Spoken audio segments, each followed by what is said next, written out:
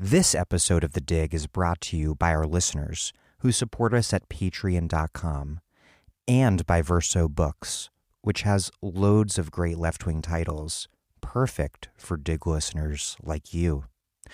One that you might like is Capital City, Gentrification in the Real Estate State by Samuel Stein. Our cities are changing. Around the world, more and more money is being invested in buildings and land. Real estate is now a $217 trillion industry, worth 36 times the value of all the gold ever mined. It forms 60% of global assets, and one of the most powerful people in the world, the President of the United States, made his name as a landlord and developer. Samuel Stein shows that this explosive transformation of urban life and politics has been driven not only by the tastes of wealthy newcomers, but by the state-driven process of urban planning. Planning agencies provide a unique window into the way the state uses and is used by capital, and the means by which urban renovations are translated into rising real estate values and rising rents.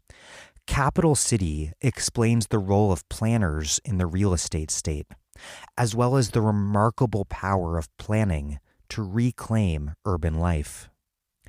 Also, if you're in New England, come see me interview Stein live in Providence, April 23rd, 7 p.m. at Riff Raff Books. Capital City, Gentrification and the Real Estate State by Samuel Stein, out now from Verso Books.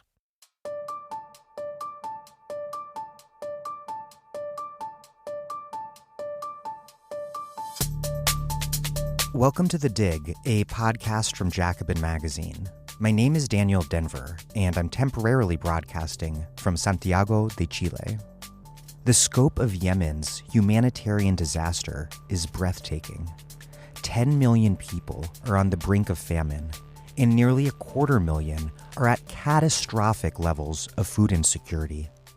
This is a rather obvious insight, but it's worth emphasizing that war creates the socioeconomic conditions that are precisely the opposite of everything that we as socialists are fighting for. The U.S., of course, has played a major role in fomenting this bloodshed, backing the Saudi and United Arab Emirates-led forces attacking the country, while also conducting its own direct war against Al-Qaeda in the Arabian Peninsula under the guise of counterterrorism. The carnage has been big business for U.S. capitalists, too.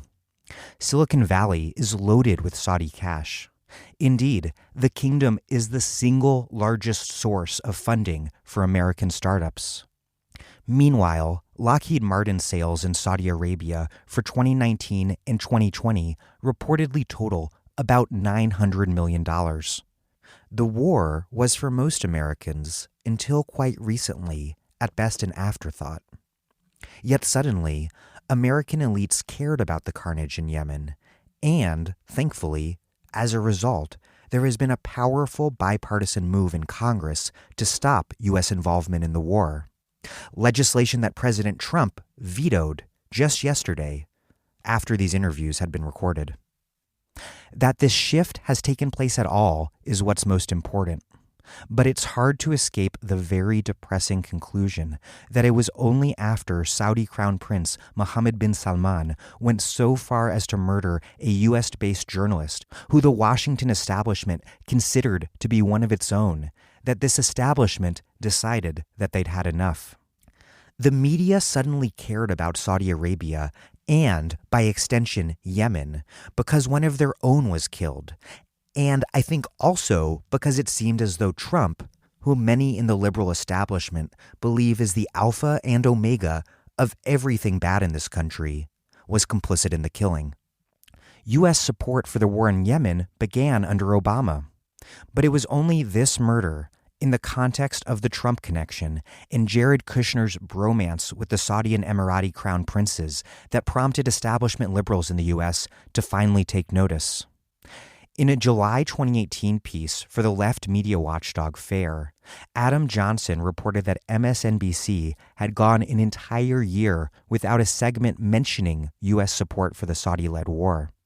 That's one entire year of nonstop liberal outrage that couldn't find the time for a single segment on the U.S. military's outrageous, destructive, and murderous conduct in Yemen. The carnage in Yemen, it turns out, didn't interest many liberal elites until it fit into mainstream U.S. liberal resistance politics vis-a-vis Trump. This is one of many reasons why it's up to the left to make advancing a heterodox and anti-imperialist foreign policy a core priority as we fight our way into power. And it's worth noting that it has been Bernie Sanders in the Senate and Ro Khanna in the House who have taken the lead in fighting against U.S. participation in this war. But while it's understandable, of course, that U.S. involvement is the top focus for the American left, understanding the war in Yemen requires a much broader analysis. The Yemeni conflict not only includes multiple outside actors, but also multiple groups of Yemenis pursuing different outcomes, rooted in a complex history that few outside of Yemen understand. Explaining that context is what today's show, in partnership with the Middle East Research and Information Project, or MERIP, is all about. Today, we have two interviews with contributors to the latest issue of Middle East Report, MERIP's print publication. First up is Yemeni journalist Afrah Nasser and political scientist Stacey Philbrick Yadav. And then I speak with political economist Adam Hanieh. The latest issue of Middle East Report is The Fight for Yemen, and you can find it at merip.org. That's MERIP.org. And I strongly recommend that you subscribe. There's no better place for English language left-wing analysis of the Middle East. MERIP has been providing a critical and independent left analysis of the region's politics and U.S. foreign policy in the region for 45 years. A subscription gets you access to the full archive, plus upcoming issues about new forms of intervention in the region, new critical analysis of Israel's occupation and colonization of Palestinian land, and a special series of articles on what a left foreign policy in the Middle East would look like as we see more progressives in public office. And, for what it's worth, I've been a fan of MERIP since I was an intern there years ago as a college student. Anyhow, before we get rolling, and I'll keep this pitch for your cash short, we depend on those of you who can afford to support this podcast at patreon.com to do so that we can provide every single episode for free for the listeners all over the world who can't afford to contribute. And I do mean all over the world. We, unsurprisingly, have a ton of listeners in the UK and the rest of the Anglophone world. We also, however, appear to have a decent if smaller number of listeners in Japan, Mexico, South Africa, India, Brazil, and even, looking at the stats, one or a handful of listeners inside Yemen. Anyhow, if you contribute, we have a newsletter, we have left-wing books to send you. Contribute what you can now at patreon.com/thedig. That's patreon.com/thedig. And one other note, I've decided to formalize the role played by my partner, Thea Riofrancos, here at The Dig. She's a brilliant political scientist, a dedicated eco-socialist, and has, since the beginning, been the person who is most frequently and constantly helping me figure out who to invite on the show, editing my introductions, questions, and newsletters, and just generally being trapped in a radical mind meld with me as part of a mutual quest for the perfect analysis. So you'll be hearing Thea credited from now on at the end of the show as The Dig's managing editor. If you like what we do here on The Dig, you'll like what Thea does too. You can check her out on Twitter at Triofrancos. That's TRIOFRANCOS. Okay, that's that. Here's Afrah Nasser and Stacey Philbrick Yadav. Nasser is an independent Yemeni journalist, editor-in-chief of the Sana Review, and the recipient of the Committee to Protect Journalists 2017 International Press Freedom Award. Her latest piece in Middle East Report is entitled Yemen's Women Confront War's Marginalization. Stacey Philbrick Yadav is a professor of political science at Hobart and William Smith Colleges, who co-edited and contributed to Middle East Report's latest issue, The Fight for Yemen.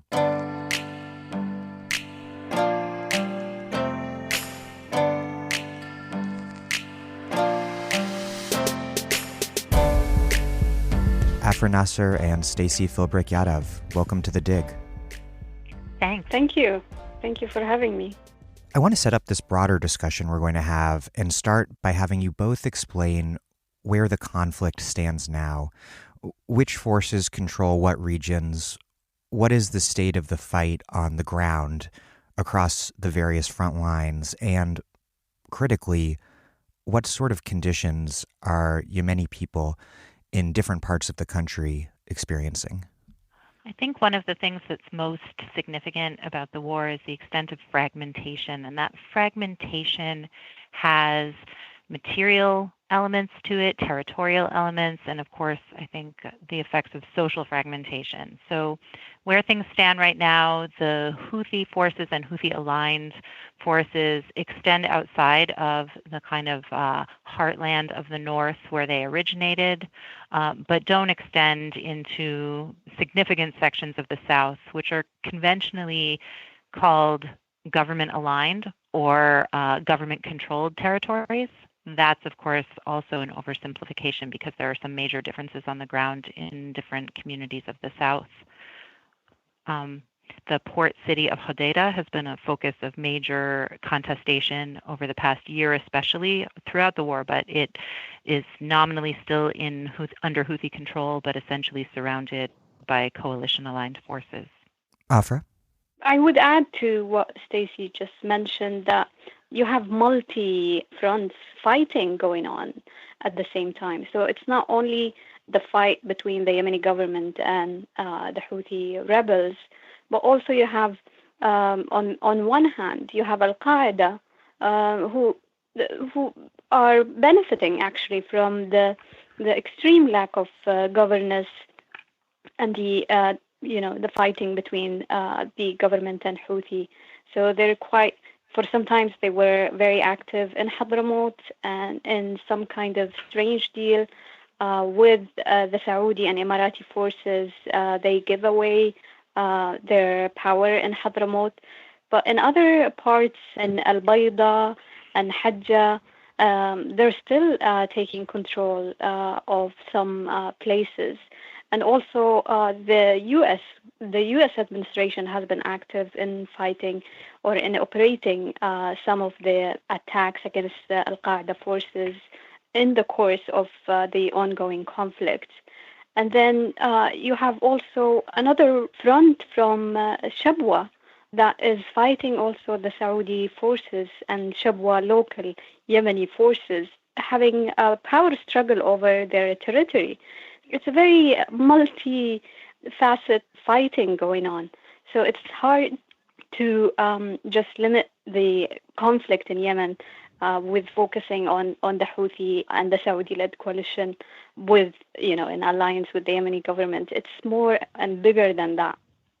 I absolutely agree with that. And if I could just add something about the way the war itself has been kind of transforming some of these actors as well, I think it's hard to do this without a map, honestly. But in the province of Hadramaut, as Afrah mentioned, Al-Qaeda was essentially governing from 2015 to 2016, around April 2016, when the United States and the United Arab Emirates launched a coordinated campaign there. And from the United States perspective, there was an announcement that there had been kind of a victory or a defeat of Al-Qaeda, but it's very clear that their fighters have relocated and aligned with other local militias, that some of which are aligned with the so-called coalition. It's also clear that the coalition itself is internally fragmented, and there are some, they're backing different local groups. And so one thing that we didn't mention, I think, is the Southern Secessionist movement, yes.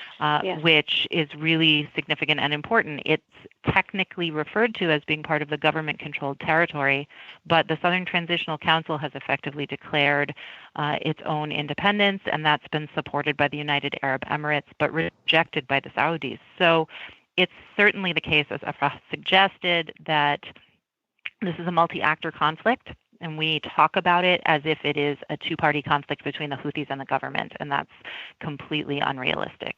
And what about the living conditions, the conditions that Yemeni people in various parts of the country are experiencing right now?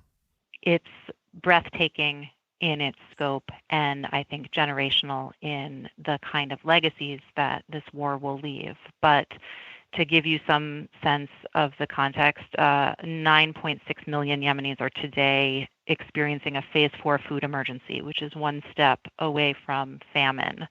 There's been a 13% increase in food insecurity just in the last 2 quarters since the Stockholm Agreement was reached in December. So the peace process, which I'm sure you'll have some questions about, but the peace process is not able to keep pace with the humanitarian deterioration. And the restrictions on movement, there's restrictions on the movement of people and on the movement of goods.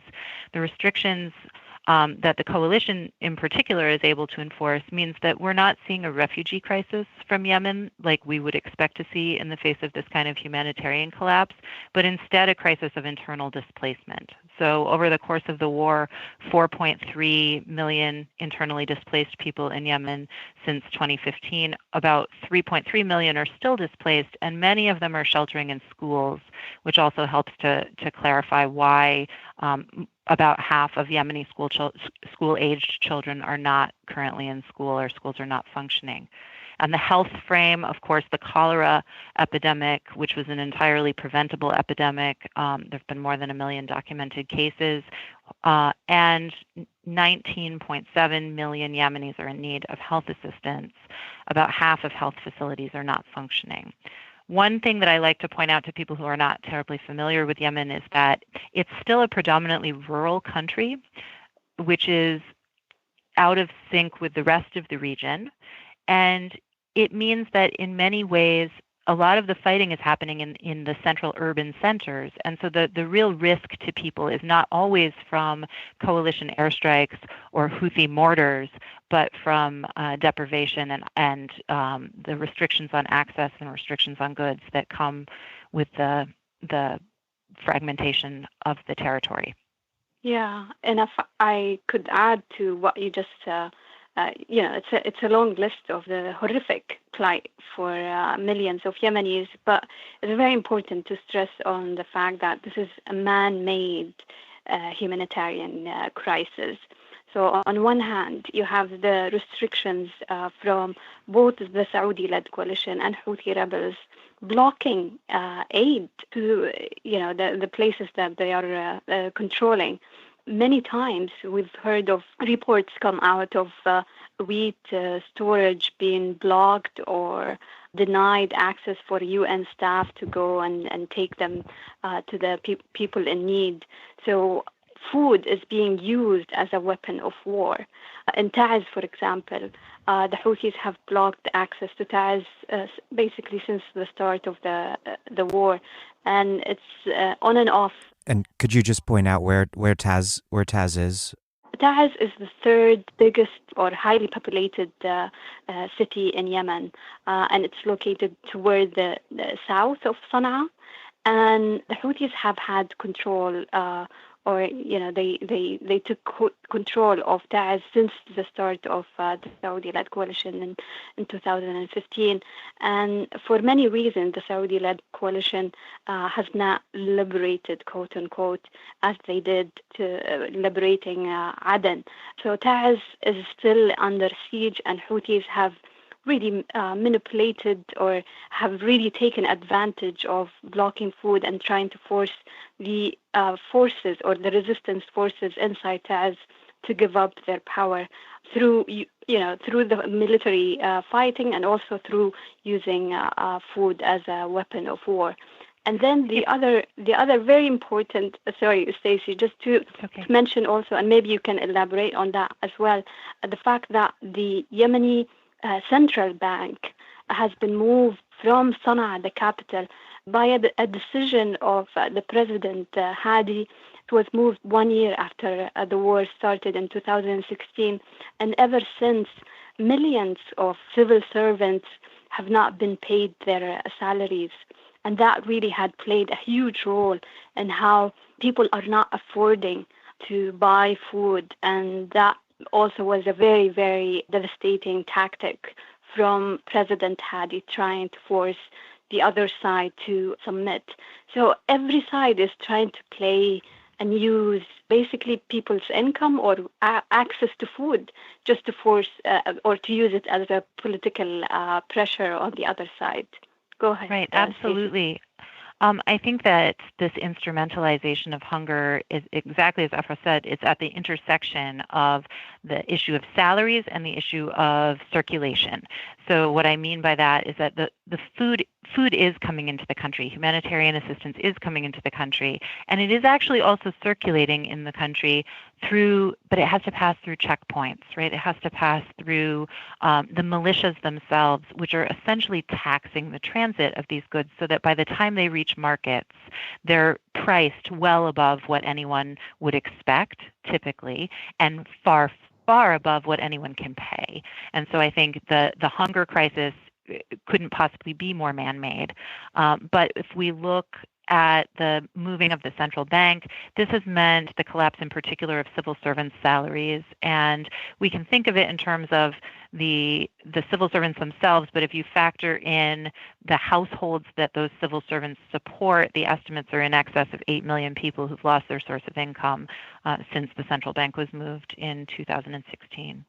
A lot of Yemenis try to compare this situation to the conflict in Syria, and they make the argument that even the dictator Bashar al-Assad still pays salaries to his own civil servants, but our president is forcing or trying to pressure us to submit and not letting our salaries being paid. So people are really, really devastated by the lack of salaries. Recently, there have been some efforts from the newly appointed prime minister. So there are some, let's say, thousands being paid, but still it's in a very chaos and not things are not completely back to normal. But every once in a while, you can see that the humanitarian situation getting really, really bad, and it's mainly because people are not affording the food. The food is there, but people are not affording. And just a quick clarification, the president is Abdu Rabbo Mansour Hadi, who is backed by the Gulf Coalition. Yeah, Correct. And internationally recognized still. I think the roots of this conflict are mostly invisible to or misunderstood by many outside of Yemen. Explain the historical trajectory that made the conflict what it is today, how it started as an Arab Spring uprising against President Ali Abdullah Saleh, moved on to Saleh's Gulf Cooperation Council's brokered exit as part of a settlement that excluded both the northern Houthis and the southern Iraq, and then descended into fragmentation, the Houthis' military push south, a multi-party civil war, and the U.S.-backed Saudi and UAE intervention, all set against the backdrop of the United States' overwhelming obsession with battling Al-Qaeda in the Arabian Peninsula and AQAP's own ambitions in the Hadramaut region. There's a lot here, but explain how we get from 2011 to today. I mean, I think from my perspective, the participation, Yemeni participation in the Arab Spring uprisings, I mean, I think of the Yemeni uprising as entirely making sense in the context of the existing grievances that Yemenis had with their government that had already taken lots of different forms before 2011, but the scope, the enthusiasm, and quite frankly, the sense of possibility that was afforded by developments that were happening elsewhere in the region, I think really propelled the youth movement in particular. There was an 11-month uprising in Yemen, and that was not only characterized by peaceful youth protesters in various protest squares around the country. It was also characterized by the fragmentation of the Yemeni military and the mobilization of a wide range of armed groups.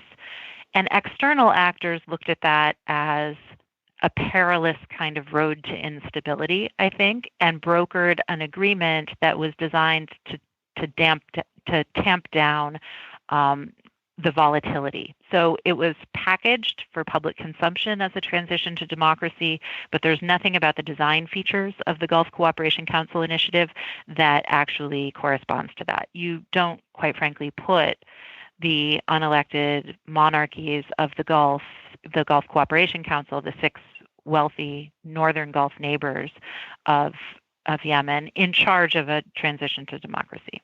But the United States and the EU also signed on to this framework, and it was designed to get Ali Abdullah Saleh to leave office more or less peacefully. I think it was somewhat less peacefully by the end, but he did sign. And in doing so, they created a power-sharing government with elements of what I'm going to call the old opposition, the existing opposition parties, and members of the former ruling party, but really excluded the groups that mattered a lot on the ground. And that included youth protesters themselves, who were unaligned with particular political factions, as well as the Houthis, who had a long-standing set of grievances and had fought actually armed campaigns against the Saleh regime, as well as a secessionist movement in the South, a movement that didn't necessarily start out as secessionist, but had become progressively so by 2011. So these groups were left out of the power-sharing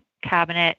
They were invited to participate in a big national dialogue conference, and I think that was an effort at inclusivity. But at the same time, in practice, that National Dialogue Conference was a lumbering process without much by way of effective implementation mechanisms. So you were effectively saying to these groups, come and tell us what your grievances are, and we'll see whether or not the government does anything about them. That, to me, was a recipe for disaster when they were then sent back out of the national dialogue to await some future changes or reforms. Yeah, I would add that from my perspective as someone who was active during the uprising and who really believed in the uprising, one of the two main reasons why things went in this, dramatic, horrible track, the local aspect of it, you cannot give a dictator or someone who ruled for more than 30 years, you cannot give them impunity and let them go and in the hope that they will quit politics. So Saleh quit power. He did not quit politics. And later on, he had an alliance with the Houthis to take revenge, actually, from those who ousted him. So that is one aspect. And then the regional one, we really believe the youth who were active in the uprising, that the Gulf monarchies, like Yemen problem is that it's surrounded by an absolute monarchies, and as if they will make anything just to make sure that there is no a democracy next door. So they had to take control of how things are going to develop, and they invested everything they have from their leverage regionally, internationally. And even this war is still as a way to take Yemen still under their hegemony. We really believe our problem is that we're in that spot in the region. I don't see how we can have the democracy in Yemen that we want while we're still surrounded by monarchies and tyrant regimes, such as the one that we're seeing under the rule of Mohammed bin Salman in Saudi Arabia. And what about the United States' conflict with Al-Qaeda in the Arabian Peninsula? What role is that playing? I mean, the long-standing comment on this has been that, in the 2000s especially, the United States didn't have a Yemen policy. We had a Saudi Arabia policy. And that the U.S. alliance with Saudi Arabia had largely dictated policy towards Yemen, except where it came to counterterrorism operations. And so our focus, the disproportionate bulk of the aid and assistance that the United States gave to Yemen, which has never been so tremendous but grew during that time, was directed towards counterterrorism work. And it was actually really recognized in congressional testimony as early as 2010 that a lot of that aid was being used not to suppress or surveil Al-Qaeda, but to suppress and surveil the domestic opposition. And that was sort of a bargain that the United States was okay with. During the transitional period, when there was all this volatility and President Hadi was tasked with, developing some local legitimacy, we actually accelerated the use of drone strikes to their peak occurred during the transitional period. So the kind of climate of insecurity on the ground meant that Al-Qaeda was thriving in some parts of Yemen. And at the same time, the instruments that the United States was using to combat that were undermining the legitimacy of a government that was tasked with providing security and stability. And to clarify, this is the Obama administration's policy toward Yemen. Yes, yeah. There have been changes under Trump. They're not for the better, but I want to be completely clear that the problems with U.S. policy in Yemen did not originate with President Trump. What about the political economic context to this political history we've been talking about? Is this just ethnic and religious differences, or are there economic interests driving the various parties? And to what degree is the conflict one that does not have sectarian roots, but that has become more sectarian because of the dynamic that the conflict has developed? I think it's a mix of all the things that you mentioned. There are economic and political and sectarian and cultural differences that are boiling, and the longer the war rage, the more sectarian, unfortunately, it gets. And it's true that before the war, we did not have, for me growing up in Sana'a, our neighbors were coming from Saada, and they were Houthi, or at least they know about the Houthi family, but they come from Saada, and in today's terminologies, they were Shia. They're not Shia similar to the ones in Iran, but it's a different school in Shiism. And we were Zaidi, and that was never even a question. We never really had any mosque for the Shia and Zaidis. It was still all under, that we're all Muslims, we're all Sunnah, and it did not matter at all. But today, things are extremely different. My mother, who's in Sana'a, when she speaks to me on the phone about how things are going, she tries to avoid speaking or talking about the sectarian aspect because she is terrified. She tells me that we're being taped, and I know that they are listening to my calls, and meaning that the Houthis. But all the photos that you can see today, and there are many, many reports coming from people on social media, on the ground, how the mosques are changing, how the style of prayers are changing, and how even imams in mosque are forced to lecture based on the thoughts of the Houthis' godfather, Badr al-Houthi. So things are just changing, and the longer the war go on, the more sectarian changes will happen. And just recently, for example, there were reports that the Houthis are going to ban women from traveling inside their controlled areas without the mahram, which is like a male guardianship. And that's one way of their conservatism that did not exist before in Sana'a, which was regarded even at that time as a conservative society. So there is a huge religious and sectarian stain in life under the Houthi control area. But it's also very important to talk about the South.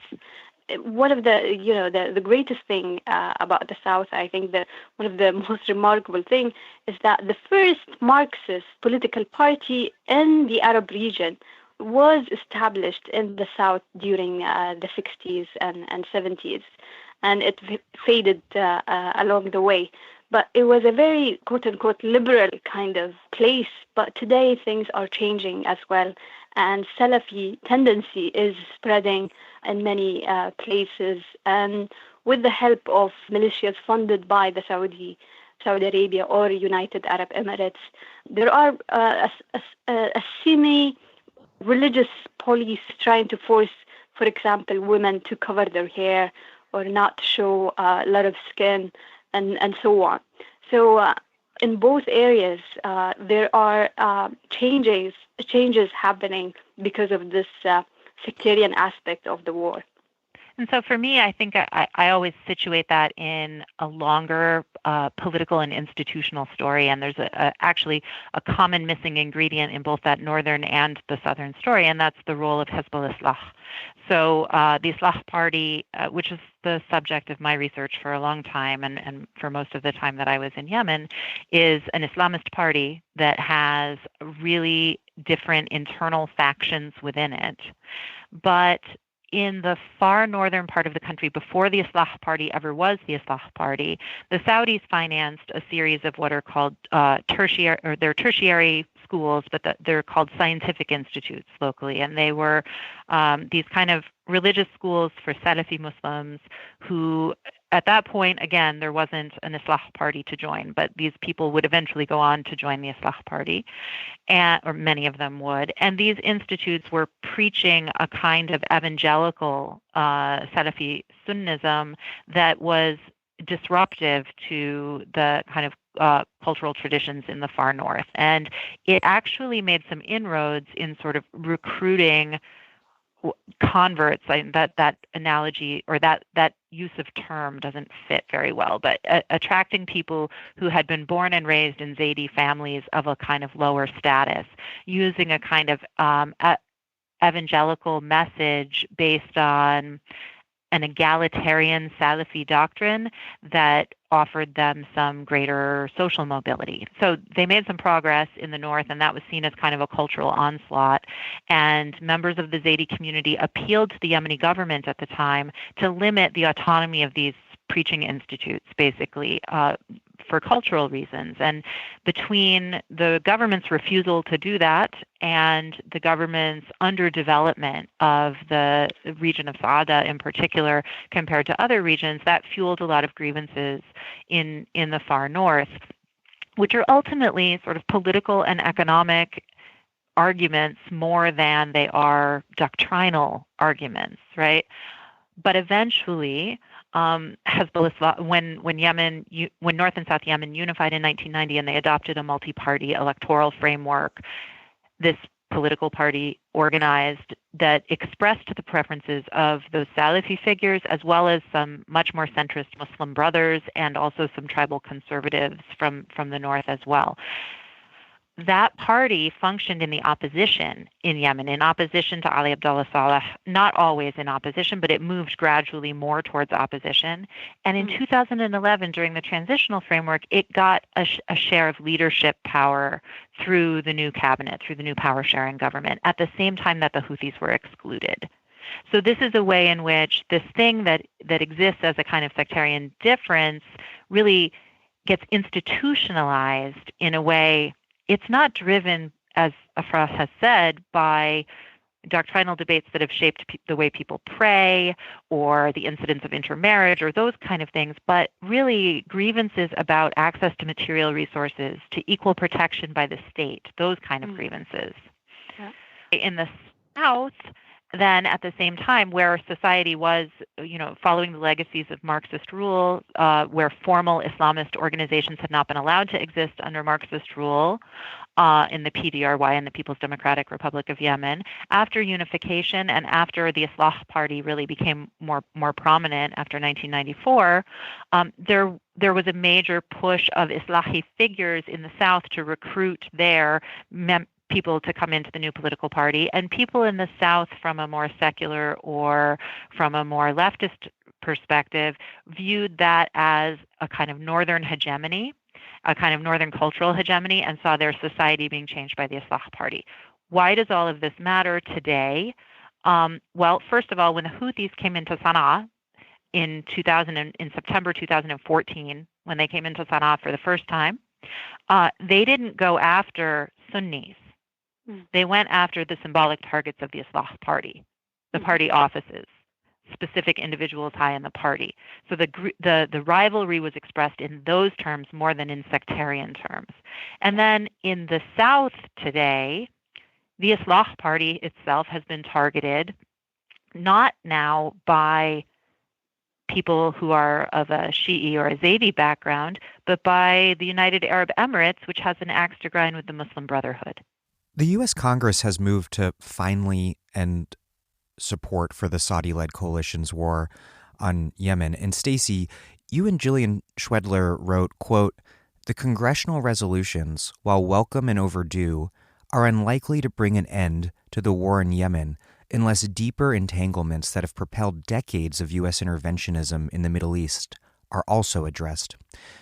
What is the significance of this resolution, both in terms of what concrete impact it will have on actually ending U.S. participation in the war, and also, more broadly, in terms of what its immediate and more long-term impacts might be on the domestic politics of U.S. foreign policy and the geopolitical order that policy shapes?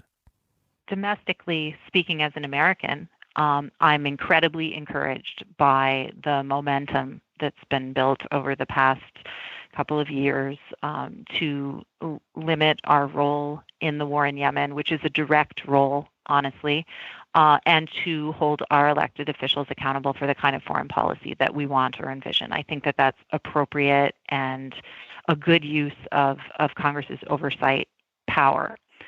At the same time, I think the conventional wisdom is that President Trump is likely to veto it. I have read a couple of dissenting cases saying that he might not, but I feel pretty confident that he'll veto it and that it isn't actually necessarily going to stop U.S. support for the war. That said, stopping U.S. support for the war doesn't stop the war. Right? It changes the way the war is proceeding. I think the greatest achievement of this legislation might be to pressure Saudis in particular, but the coalition more generally, into more good faith negotiations in the peace process. The peace process is stalled. And so my greatest hope is that this legislation can advance the peace process, which a negotiated solution is the only solution to the war in Yemen. There's not a military solution to be had.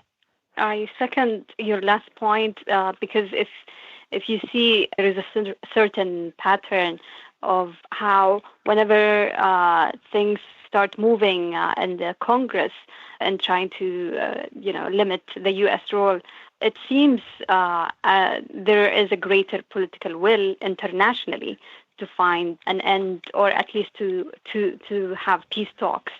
So in October, following the killing of Jamal Khashoggi, and also the developments within the Congress and the resolution against the war, the defense secretary, he went publicly and suggested that we need to have the peace talks within 30 days. And it happened. Like next month, it took some more than 30 days. And then in December, it happened.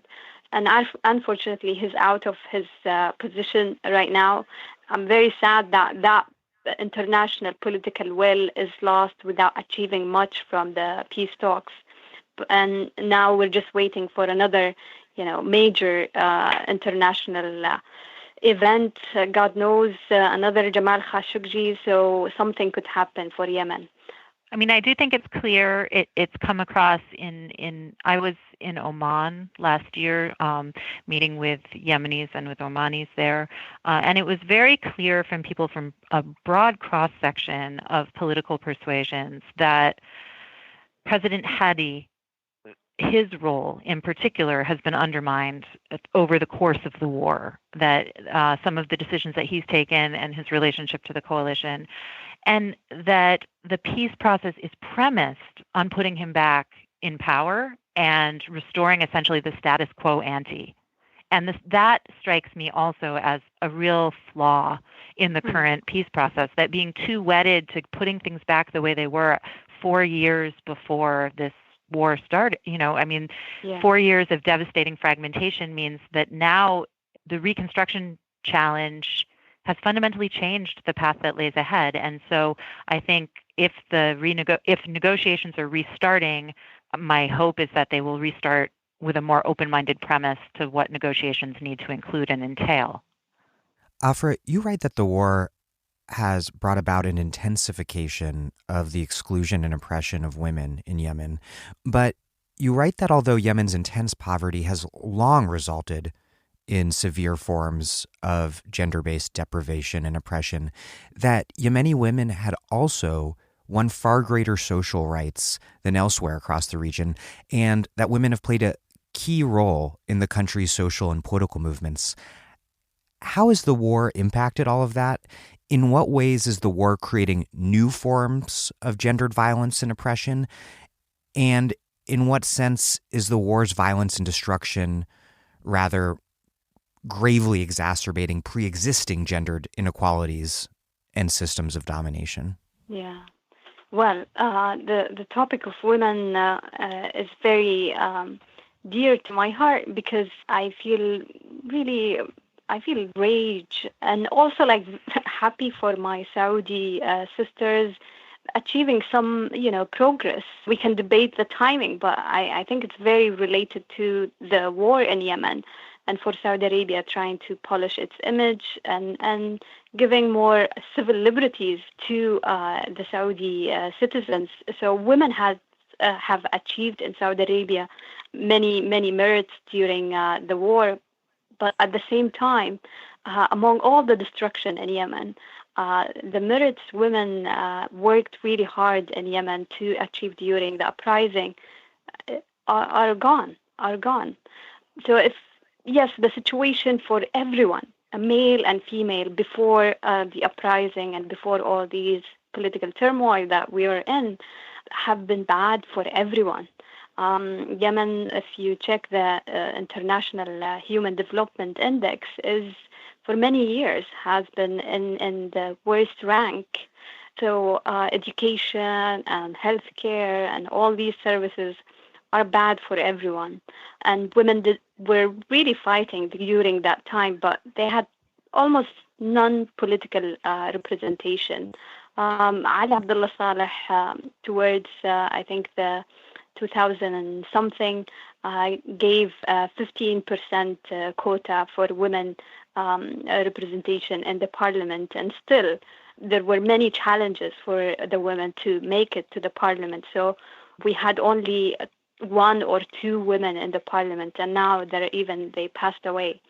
But 2011 was a very, very critical moment for women, mobilizing each other and really working hard to make sure a greater political representation. So towards 2013 and 2014, they had a 30% political representation and a promise to have that included in the draft of the national constitution and having an article that assures women's 30% representation in all committees to be formed in the future. So that was a huge achievement. But today, all of that is gone. Even in the small political process that could happen, such as a peace talk, there is no much interest in including women. And actually, there is a reluctance, and sometimes they're blocking women from attending these peace talks tables and being an active participant in the peace talks. And I've interviewed many women who are trying to find an access to these peace talks, whether women politicians or activists or from the civil society organizations. And they told me, like, some of the men, the politicians, they think that it's not the right time to include women at this stage. And some think that this is a very tough job at this moment, and we can't have women right now, maybe later. And some of them, they think that really it's not important to have women, whether now or later, and women are not the fit or competent to be in politics. So it's very, very frustrating, and it will take local and international will, political will, to give that seat for women. But still, women are still fighting and trying to have at least whatever space is available and be heard. For that, I take Really, I appreciate the efforts from the special envoy from the UN, who's forming some groups to include women who have long experience and expertise in Yemeni politics and have them as consultants. So that was one smart way to bring women into not necessarily the table, but at least into the room. Right. And I think if you look at what's going on with the international donor agencies and some of the humanitarian aid agencies, they're making a lot of use of women in the sense that women are frontline providers of services in their communities. And in the context of the kind of fragmentation that we've talked about, that one of the things that's fragmented is the data gathering capacity to know exactly where needs are greatest and what kind of needs exist. And so women have been providing critical information for sort of post-war reconstruction planning. At the same time, I haven't seen nearly enough movement among those same organizations towards the idea that women might have political rights as well as political rights that they could claim in addition to these kinds of services that they can provide. So I think that there's a way in which women are being sort of marginalized, maybe by Yemeni women are being marginalized perhaps by Yemeni men and by the focus on bringing combatants to the table for the peace process, but they're also being instrumentalized or used, quite frankly, by outside agencies that are planning and thinking about reconstruction. I want to close by asking, what is the path to a just peace? What would a just peace require? And to what extent does such a peace seem possible? And lastly, for my listeners in the U.S. and elsewhere outside of Yemen, what can they do to help push for a just end to this bloodshed? Yeah, we need an immediate end to the instrumentalization of hunger. I mean, that seems to me, in terms of what people can do, they can mobilize towards that end. But the requisites for a just peace are much bigger, and I think they're not. I mean, quite frankly, they're not for me to say, but I think they have to involve or include the voices of a much wider number of constituents, so much wider number of different groups in Yemen than any existing framework yet does. Yeah. I think anyone listening who's interested in trying to find an end to this war, one person cannot do everything, but at least they can do something. And that's just to make noise. Write to your politicians, write to your, representatives, whether in the U.S. or Europe or elsewhere. Just write and ask them, what are you doing to prevent the war or to stop the war in Yemen? I want to ask people for donation and so on, but I think really the problem needs more than just donations. We need a political will. And I quote my mother in Sana'a. She told me, we're not thirsty. We don't need food. We don't need medicine. We're thirsty for a political will to end the war. So people are really desperate for things to happen and then life to get at least back to normal. Because as I told you, it's not really that food does not exist in Yemen, or yes, there is some kind of drought or running out of food. And no, it's the political, driving forces of that led to where people are starving today in the way they're starving. I think one thing that I would like to add in terms of maybe not just why people should care about this, I think we've talked about that, but also maybe how to care about this. So in the newest issue of Middle East Report, to which Afrah and I both contributed, Danny Postel has an account of the growing anti-war movement in the United States and the range of organizations that have gotten active in that context to help bring about this congressional solution, the Senate or the War Powers resolution. And it's wonderful, right? It's wonderful that that's grown, and that's grown because people called and put pressure on and tweeted and did all of that kind of work and built that solidarity. The problem is that some of that came as a kind of reactive anti-Saudi impulse after Khashoggi's assassination. But the solution to this war is also not like, oh, the Saudis have to stop the war. That's also not the solution. What's really necessary is a peace process that takes account of Yemeni voices, as well as regional realities, but isn't driven, I think, primarily by Americans and our concerns. So I think I would really, I would caution against reflexive anti-Saudi kind of understandings of the war as much as I would caution against any other kind of reductive framework. And I would say that what we really need is a peace process that foregrounds and centers the needs of diverse Yemeni communities. It sounds like that also requires challenging U.S. counterterrorism policy in the country and the region. Yes, absolutely. And I think I would hope that we could learn a lesson from the failed transitional process, that moments of transition are not moments for us to escalate our own counterterrorism objectives or to work outside of the framework of Yemeni sovereignty. If I may add the point that I forgot earlier, I think we need to look at this conflict as a moment where we have to learn all the destructive policies that led to where we are today. And that includes also policymakers in the U.S. and try to have this conflict as a moment where we change our long-term policy towards Yemen. Hopefully someone who's listening at least would realize that the U.S. has one destructive role in the war, and they need to rethink how they are dealing with Yemen all these years and how to go on forward. Absolutely. Well, Afrah Nasser and Stacey Philbrick Yadav, thank you both very much. Thank you. Thank you. Thank you so much.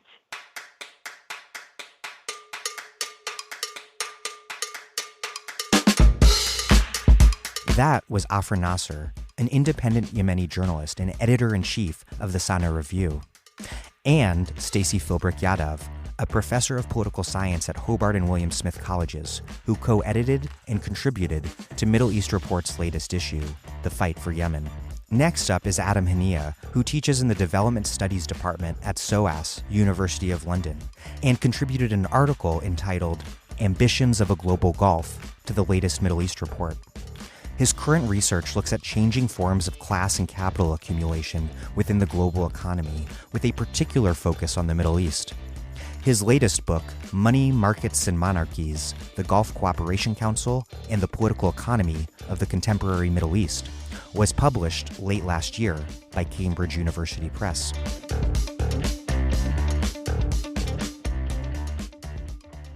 Adam Hanieh, welcome to The Dig. Thank you, Daniel. It's a great pleasure to be with you today. You write that we can't understand the Yemen conflict without placing it in a broader geopolitical context.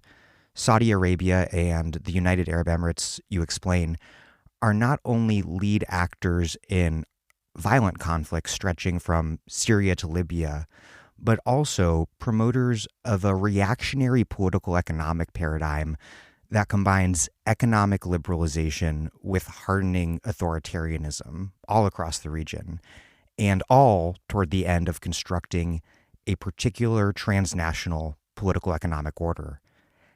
Explain the Gulf's geopolitical strategy, how it has shaped the region, and how it can help us understand the war in Yemen.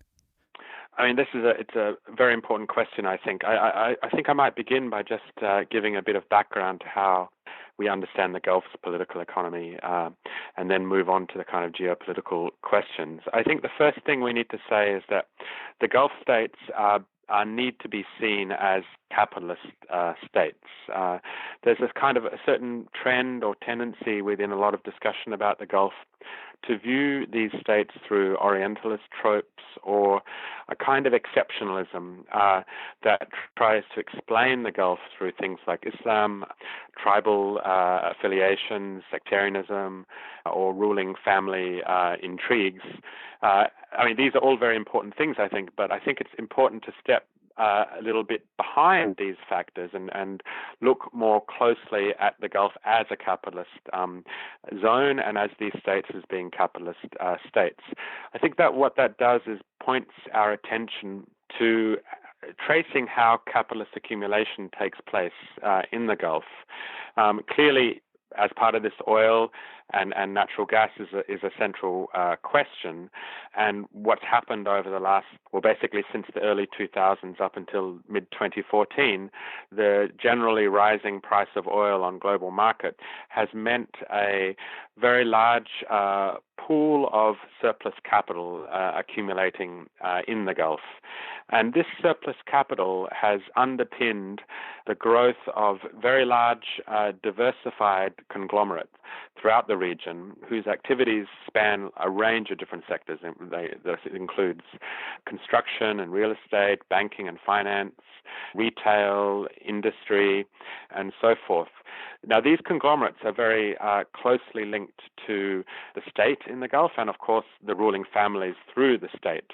But I think what's important to note, and this ties to your question about the changes to the region over the last few decades, is that there has been a very pronounced internationalization in the activities of these conglomerates over the last 20 years or so. There's two kind of spatial scales I think we need to think about this. Firstly, there's the larger global questions and the Gulf conglomerates, Gulf businesses, and I'm including here, obviously, the state-owned sovereign wealth funds and investments by Gulf governments themselves. These have expanded into many sectors of the world market, including, in particular, in Europe and North America. We can find Gulf investments throughout all sectors of modern economies in these areas. But particularly important, I think, is the increasing levels of flows that have also gone into neighboring countries in the Middle East. I don't want to imply here that the Middle East predominates in the Gulf's kind of expansion or internationalization. That's not the case, but it is significant, these flows into the region. And it's significant because it's occurred alongside or at the same time as the waves of structural adjustment that have hit the region since beginning in the 1990s and even earlier, but really accelerating over the 2000s. These are structural adjustment packages in places such as Egypt, Tunisia, Jordan, Lebanon, other states in North Africa that have been promoted by the World Bank and the IMF and other international institutions. And what's happened is that these structural adjustment measures have been coupled and been closely bound up with this internationalization of Gulf capitalism into the rest of the region. So when we've seen things like privatization and the opening up of economies to foreign direct investment in places like Egypt, these measures have been reinforced by and at the same time have helped to reinforce the Gulf's increasingly deep connections to the wider regional political economy. So the Gulf has been one of the prime beneficiaries of this kind of neoliberal shift that we've seen in the Middle East over the last 2 decades.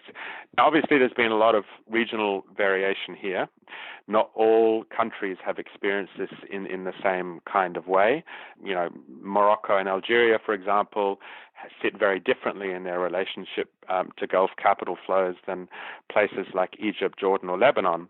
But the basic point remains that concomitant with this kind of neoliberalization of the region, the Gulf's connection and involvement has been increasingly, or the region has become increasingly bound up with the dynamics of capitalism in the Gulf itself. We do also need to be very cognizant here, I think, of the very real differences or tensions within the Gulf, and I think we'll get to this later. But I just want to highlight, I think, 2 key points that I think are connected to this shift in the regional political economy and kind of illuminate the Gulf's geopolitical or geostrategic orientation to the region. I think the first thing is that the regional expansion of the Gulf political economy has brought with it a critical political dimension as well. The Gulf states have become really bound up and very concerned with steering the political transitions that have unfolded since the region-wide uprisings that from end of 2010 and through 2011 onwards. And I think this is a really striking feature over the last few years, and it's something I think that anyone who looks at the region really is struck by. We can see in Syria, Libya, Tunisia, Palestine, Egypt, and of course Yemen, basically anywhere we look, that the Gulf's role in the political structures, the political transitions have become deeply important to the post-2011 processes. Of course, again, we need to be aware of the rivalries within the Gulf here. So I think that's the first thing, or the first kind of implication of this regional expansion of the Gulf's political economy. The second thing is that this is that's not just about the Gulf. It's overlaid with the ambitions of other regional powers, such as Iran and Turkey and Israel, and perhaps most significantly, also the wider rivalries and interdependencies that we see within global capitalism today. So when we talk about things such as the position of the U.S. in the world system, the apparent relative decline of the United States and the rise of other powers such as China and Russia and schisms within the European Union, all of these things that are happening globally played out on the region as well, and the Gulf has become increasingly bound up with these global dynamics too. And this is really important, particularly in the case of Yemen, and that's why in the article I wrote for MERIP, I titled the piece "Ambitions of a Global Gulf." As you mentioned just a bit earlier, that the Arab Spring's launch about just a little under a decade ago also marked the beginning of a region-wide Saudi-led, Gulf-led reaction. What threat did the Gulf leaders see in the uprisings? Or in the case of Syria, maybe what promise or opportunity did they see? And what impact has their reaction from Yemen to Bahrain to Syria and Egypt had in remaking the region? Well, I think firstly to come to the point or to re-emphasize the point that I made earlier, that these uprisings really shook the established political arrangements and the regional system that had been in place basically since the end of the Second World War. So. In this context, the Gulf, precisely because it has been so increasingly bound up with the way that the wider region works, and has a particular interest in ensuring that the direction and the political regimes in the region are aligned with its own interests, it has meant that the Gulf has played a very prominent role in the kind of counter-revolutionary wave that we saw post 2011 in all states, including states that were not perhaps as heavily affected by the uprisings. The Gulf has tried to steer the course of the political movement in a manner amenable to their own interests. So we can see this, for example, at a very basic level around the resurgence or the renewal of IMF and World Bank-led structural adjustment in the region that came very quickly after 2011. So the IMF, the World Bank, and new actors like the European Bank for Reconstruction and Development entered the region very quickly after 2011 and tried to reimpose or steer economic policy in the same kind of direction that had been seen prior to the uprisings themselves. And the Gulf played a very important role in ensuring that this happened. So if we take Egypt, for example, the Gulf all the way through to the signing of an IMF agreement in 2016, the Gulf was playing a very important role in cajoling, encouraging, and paving the way for that agreement to be signed. One way they did this, which is, I think, quite an interesting feature of the Gulf's policy in the region, is that they placed billions of dollars of their own reserves inside the Egyptian central bank, to such a degree that Egypt's largest debt today is actually to the Gulf and not to other multilateral organizations or other Western states. We see this similar pattern repeated in Tunisia, in Lebanon, and actually in Yemen, which we could perhaps talk about a little bit later. So that's at the level of places like Egypt, Tunisia, Jordan, but in places that have been more hit by armed conflict and war, such as Syria, we can see the Gulf has played a much more direct role in sponsoring various armed Islamist movements, which of course has been very destructive to the course of the uprising against the Assad regime. But we can also see over the last 12 months or so that there is a clear trend towards the Gulf's rapprochement with the Assad regime. We can see this in the reopening of embassies, for example, by Gulf states in Damascus. We can see this in the apparent move to bring Syria back into the Arab League, which could only happen with the support of the Gulf. We can see this in the discussions around opening up direct flights between the Gulf, in particular Dubai and Damascus. We can see this in DP World, for example, which is a Dubai-based ports operator, which is setting up a 2,500-kilometer route or transport corridor between Jebel Ali Port in Dubai and the Jordan-Syria border. All of these things, I think, are indicative of the way that the Gulf is trying to, if you like, step ahead of what's coming next and to position itself in readiness for what's going to happen after the war in Syria, and particularly in relation to reconstruction. In Libya, I think we can see similar patterns. Here, if we look at Saudi Arabia and the UAE and Egypt, of course, very strongly supported by Saudi Arabia and the UAE, the way in which these three states have supported Khalifa Haftar and his so-called Libyan National Army based in Tobruk, which has just in the last few days launched an attack on the country's capital, Tripoli. Again, we see... with millions of dollars in Saudi support. Yes, exactly. We see here the Gulf states and Egypt backing a particular political actor in Libya, one that's heavily armed, and looking at using this actor as their kind of man in Libya, if you like, much the same way in Egypt that they supported Sisi in the coup in Egypt. It's very interesting, I think, and very revealing that actually just, I think, the week before the recent attack by Haftar on Tripoli, he visited Saudi Arabia to meet with both King Salman and the Crown Prince Mohammed bin Salman.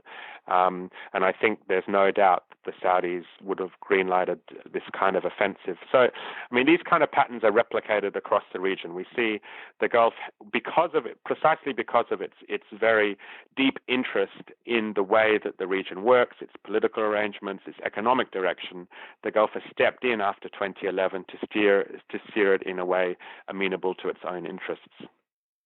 And in Libya, they are backing a revolt to seize control from the at least nominally internationally recognized and U.S.-backed government in Tripoli.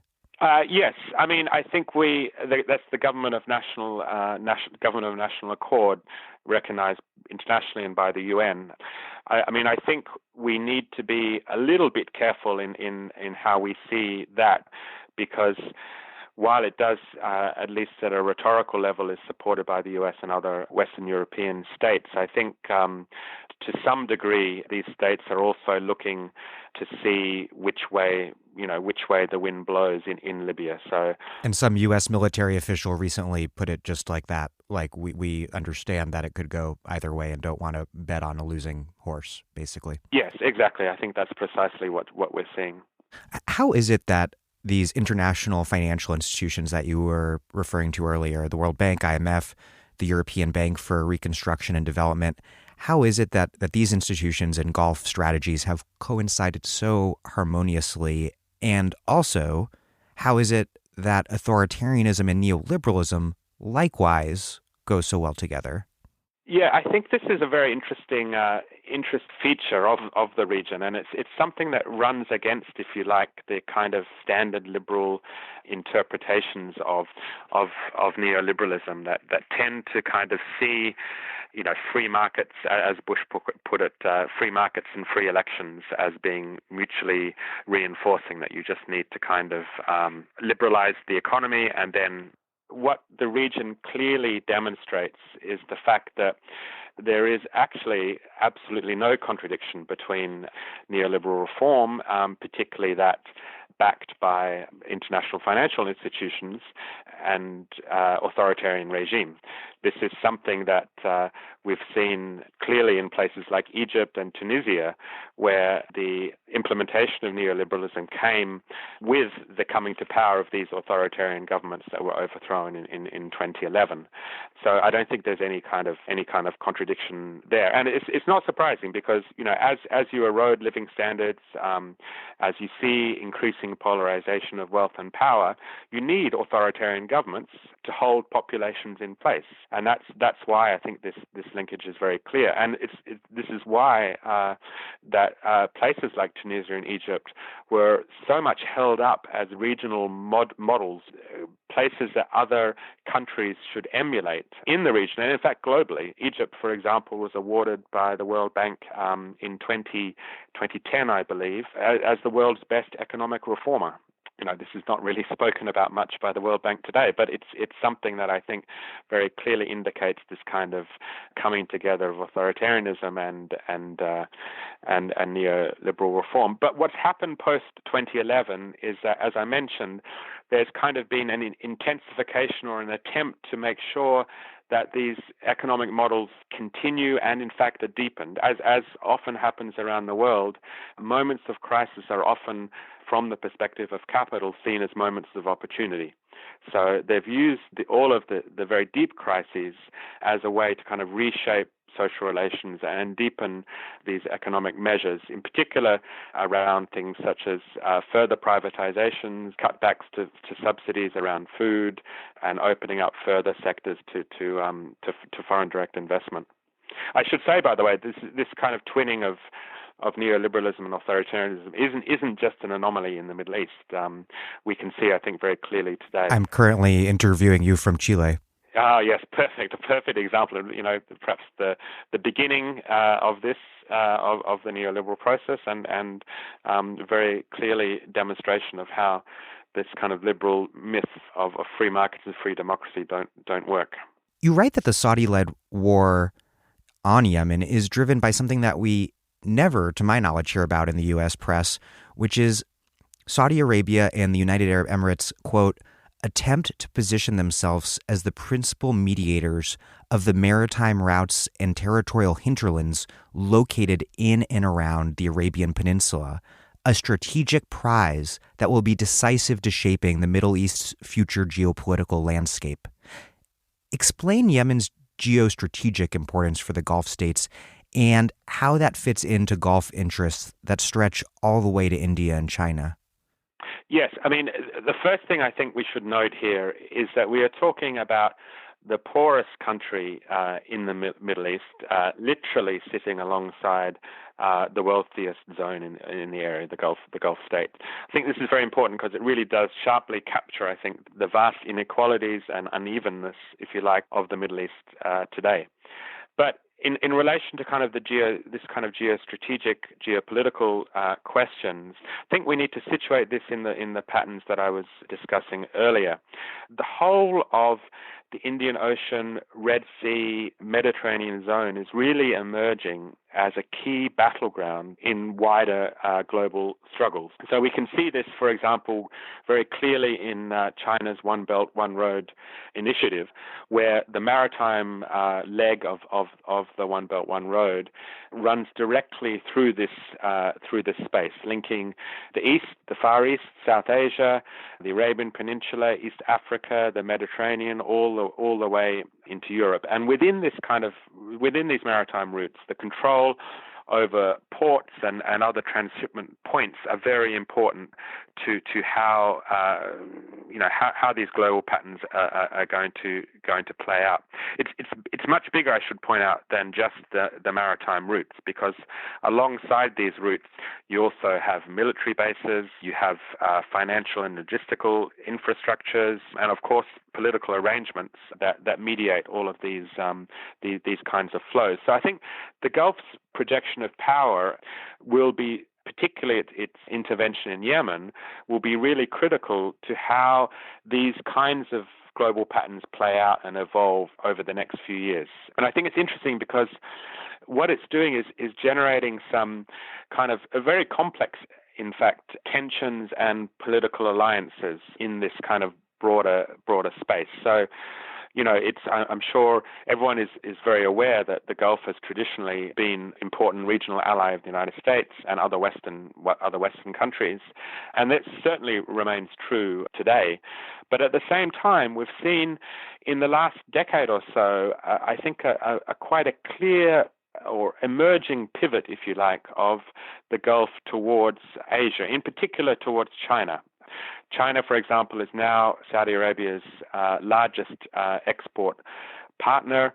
There have been some very high-profile and important visits just this year, in fact, in February, by Mohammed bin Salman, the Saudi Crown Prince, to China, where he signed very large number of joint investment projects, clearly linked to the One Belt, One Road.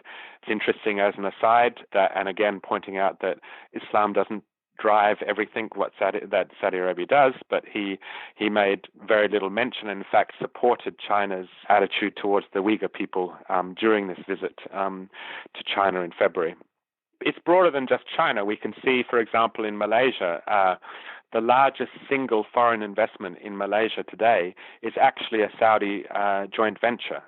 So there are this kind of pivot to Asia that we can see that is partly connected to the One Belt, One Road stuff. Saudi Arabia, for example, further visits by Mohammed bin Salman in recent months to Pakistan, where he pledged $20 billion, including a $10 billion refinery project in Gwadar area, where China is also building a port as part of the One Belt, One Road. So there are these kinds of attempts by the Gulf to take a stake, if you like, in China's remaking of the world map, but at the same time, the Gulf remains very much within the U.S. kind of sphere and the political and military alliances and economic relations with the U.S. So Yemen is really, I think, needs to be seen within this kind of framework, that it's part of the global it's part of the changing nature of global capitalism and the emergence of these new powers, and it's these actors trying to jostle and position themselves within this. A critical part of that global framework on the regional level that you write about, that I'd never heard of, that I recall, is the Red Sea Alliance, which you write, quote, aims to establish a common security and political framework between the kingdom and 6 other countries bordering the Red Sea and the Gulf of Aden: Egypt, Djibouti, Somalia, Sudan, Yemen, and Jordan. It's a geostrategic program that helps to explain everything from Egypt's recent cession of its Red Sea islands of Sanafer and Tiran to the Gulf Coalition's intensely focused attacks on the northern Yemeni port of Al-Qaeda. Explain the Red Sea Alliance and how Gulf strategy in the Horn of Africa as a whole fits into this war in Yemen. Yes, this I think is very important, and I really think what this points to is it encapsulates the new spatial geographies that are emerging in the region as part of this kind of global realignment that I spoke about earlier. The Red Sea Alliance, as you pointed out, is this common security and political framework between Saudi Arabia and 6 other countries that border the Red Sea and the Gulf of Aden. What it's attempting to do, I think, is to knit these countries much more closely to Saudi's wider power projection over this very critical zone. And the ceding of the islands in the Red Sea to Saudi Arabia, which happened in 2017, is an important indication of this, because this caused a lot of consternation and protest among the Egyptian public, but it was pushed through by the Egyptian military and President Sisi, backed by Saudi Arabia and the UAE. And what these two islands do is they basically link the coast of Egypt, the Red Sea, and Saudi Arabia's western coast into a single zone under Saudi hegemony. I think this is what the significance of this ceding of the islands to Saudi is. They're planned to form part of a $500 billion megacity project launched by Saudi Arabia that will see new megacities, economic zones, agricultural areas kind of developed on both sides, both the Egyptian and the Saudi side, and on these islands under Saudi control and Saudi hegemony. So I think the Red Sea Alliance is a kind of further step in this process, where Saudi Arabia is really trying to ensure its presence and bringing into its sphere of influence these East African or Horn of states around Egypt, North of Africa, and the Horn of Africa. I should say the Horn of Africa has been a particular focus of the UAE in recent years. We can see this, for example, with the UAE's establishment of ports, military bases, humanitarian kind of supply lines in places such as Eritrea, Djibouti, Somaliland. The UAE has also been training and equipping military and security forces in the Horn of Africa. And Emirates, similar to the point I noted earlier about the placement of central bank reserves, Gulf central bank reserves, the Emirates have put, I think, over $1 billion worth of reserves in the central banks of Ethiopia and Sudan. And on top of all of this, we need to think about also the Gulf's investment in land and agricultural areas in these countries, as well as the presence of Gulf banks, Gulf telecoms, and other kinds of firms. So all of this, I think, is again very closely linked to these changing rivalries at the global scale. Partly to do with China and China's interest in this zone, but also the ongoing presence of obviously the United States and European militaries in the Horn of Africa and around this area. It's interesting, China's first overseas military base was launched just recently in Djibouti, one of the countries that really the Gulf has kind of targeted for this kind of expansion. I'm Naomi Klein. You're listening to The Dig, as well you should be, and you can support them on patreon.com. This episode of The Dig is brought to you by our supporters on Patreon, and by, well, good question, who? You frequently hear ads right here from Verso, University of California Press, and coming soon, N+1. We are now looking for new publishers to advertise with us. Do you write or work for a magazine or book publisher? If you do, can you think of any group of people more interested in buying smart left-wing books and magazines than Dig listeners? Because, well, I sure can't. If you want to advertise your media product on The Dig, email me at firstname@gmail.com. That's danieldenver@gmail.com. That is also, incidentally, where you may send me listener letters, which, as long as they are not intensely mean, I always do my best to respond to. Okay, thank you, and back to the show.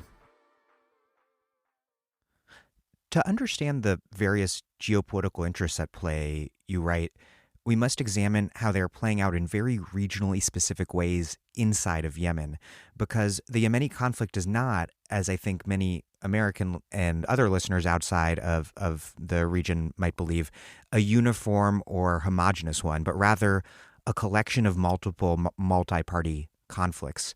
Explain what the fragmented geography of these multiple conflicts reveals about the larger forces at play, and what it reveals about the tensions within the Gulf Coalition, and how those tensions might play out as the war continues and ultimately comes to some sort of close. Well, I think the first place to start is with the Gulf Coalition and the launch, the invasion that began in March 2015. This was obviously led by Saudi Arabia and in particular Saudi Arabia, but also the UAE, in alliance with 9 other countries, many of them countries that I've spoken about so far. There was wider regional support from places like Djibouti and Eritrea and Somalia, which had provided supply lines for the Gulf Coalition. And of course, very, very importantly, something we need to always foreground in discussion of this is the very strong support by the United States and Britain and deep involvement in the war itself, both in terms of supplying weapons, but also direct military advice and supervision and stuff. And we don't often hear about Britain here. I think many people are now, at least given the recent politicization of this conflict in the U.S., long overdue politicization. There's an awareness that the U.S. is very much involved, but Britain is not mentioned very often. Yeah, I mean, it's something. It's gaining increasing awareness, I think, within the UK. There is a range of different groups who are campaigning around UK arms sales to the Gulf, and in particular the UK's involvement in the war in Yemen. It's something that I think is getting increasing attention, not as much as needed, but the UK depends very heavily. I mean, one of its principal alliances or relationships with the Gulf in general is through the sale of weapons. So it's a very important feature of how the UK relates to the Gulf. I mean, to come back to your question around the kind of geography of the conflict. So, I think there's kind of clear territorial division that's been emerging. Saudi Arabia has focused on fighting mostly in the north, and as part of this has seized, or in addition to this, has seized a number of strategic ports. In, I think, 2017, Saudi Arabia sent troops into the eastern province of Al-Mahra, taking over a regional airport and a port, a maritime port in that province.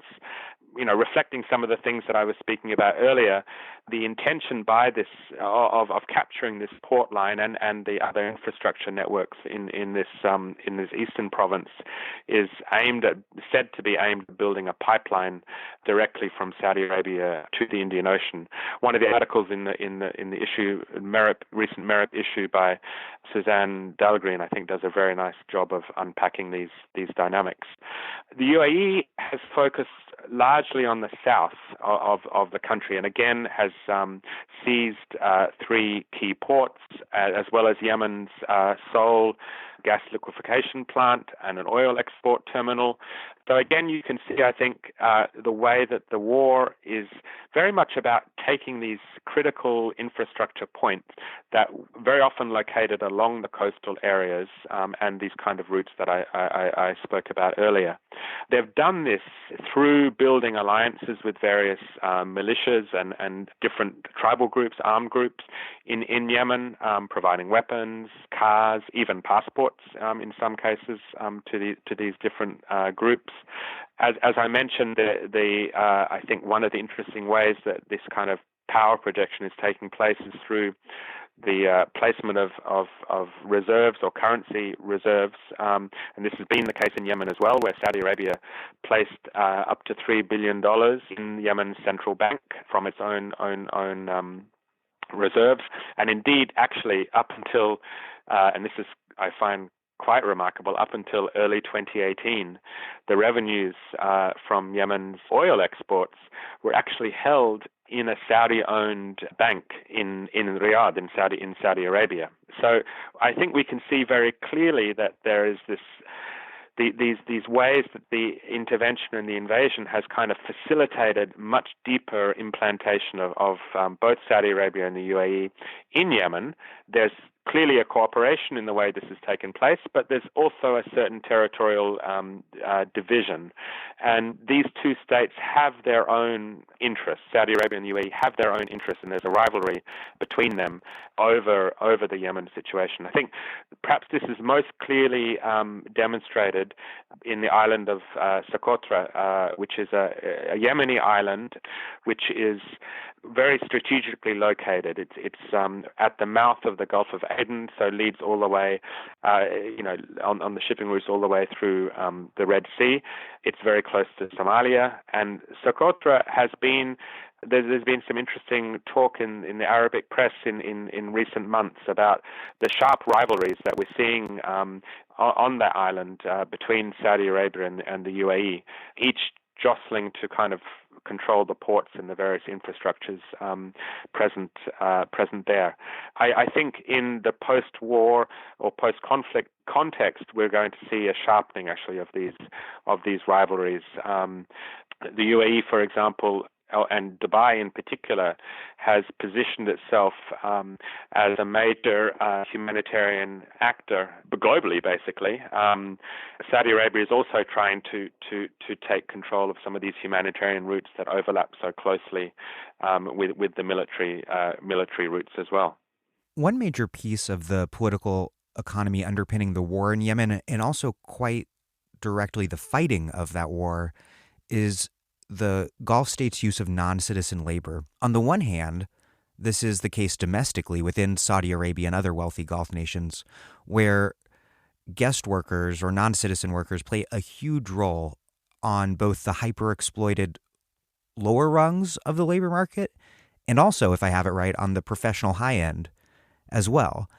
And then that's sort of replicated externally in warfare, where you have mercenaries forming a core part of the Gulf Coalition's fighting force in Yemen.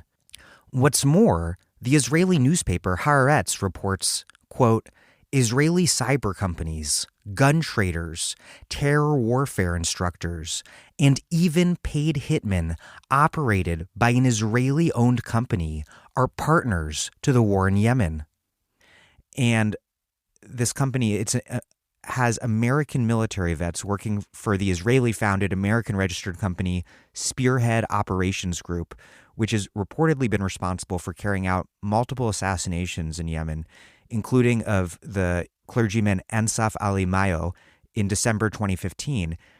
In addition, Israel has reportedly been involved in training Colombian and Nepali mercenaries recruited by the UAE in the Negev.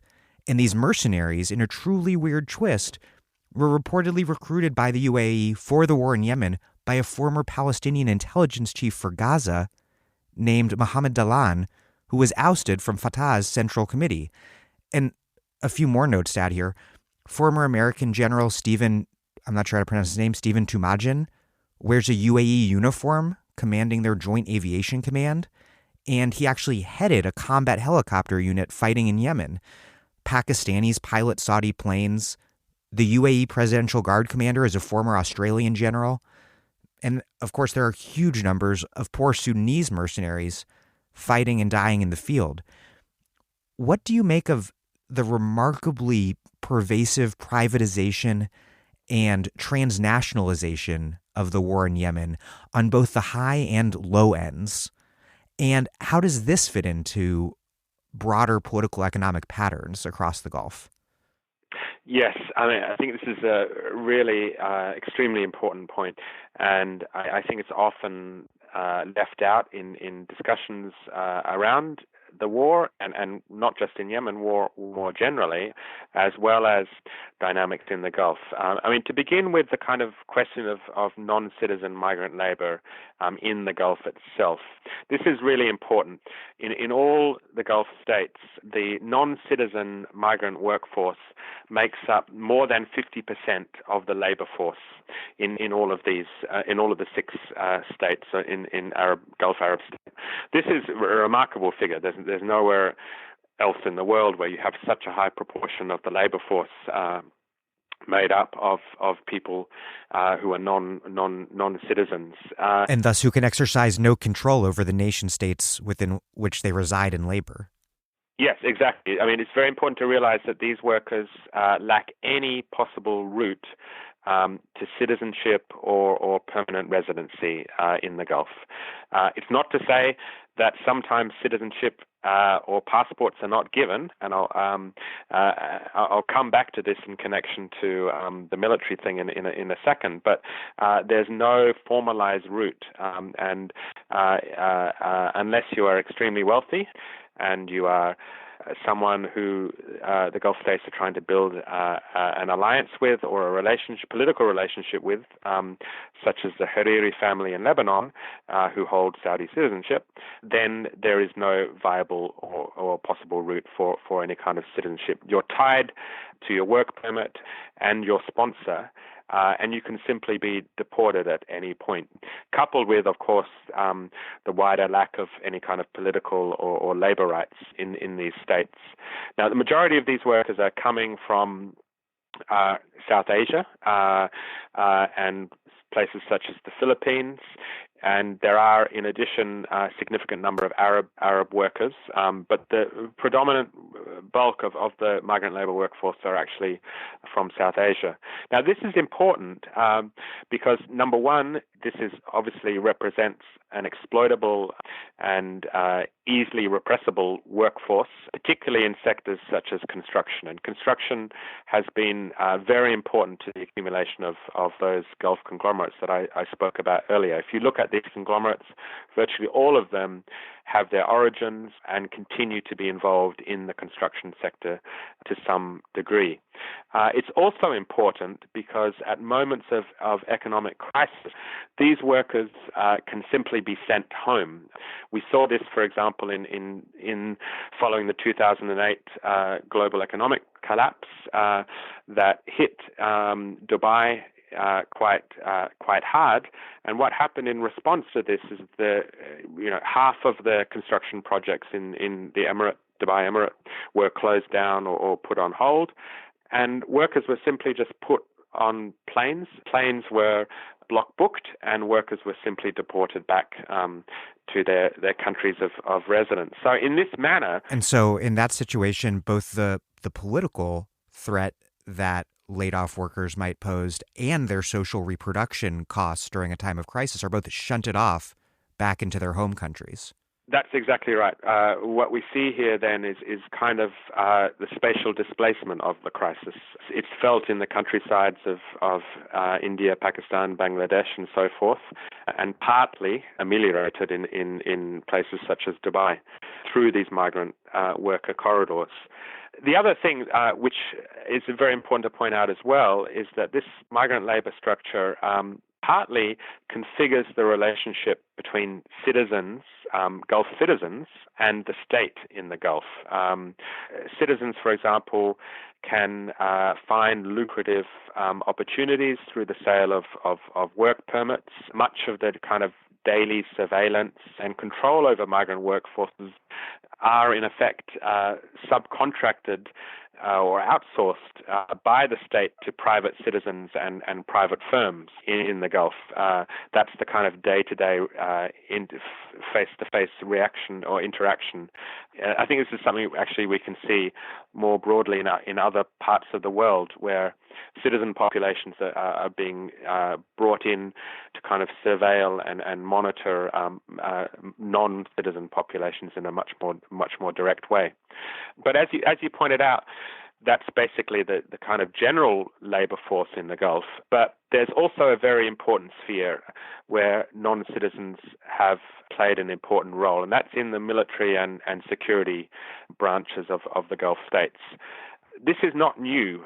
It actually has its precursors in British colonialism and its role in the region, where British colonial administrators would draw labor or draw non-citizens from South Asia in particular to populate security forces in the Gulf. I mean, this is a tried and true divide and rule tactic where you kind of surround the ruler by these non-citizens in this place of security, and you lessen the possibility of any kind of autonomous power base developing within a military, autonomous from the state and the ruling family. So we can see historically this kind of pattern under the British, and then much later after independence in 1971, of these states that they continued to adopt this way, where large proportion of the military and security forces are made up of non-citizens. And as you pointed out, in foreign soldiers have played a really key role, I think, in the fighting in Yemen. It's true. This kind of, the Western military or private Western military contractors from places such as the United States and Australia.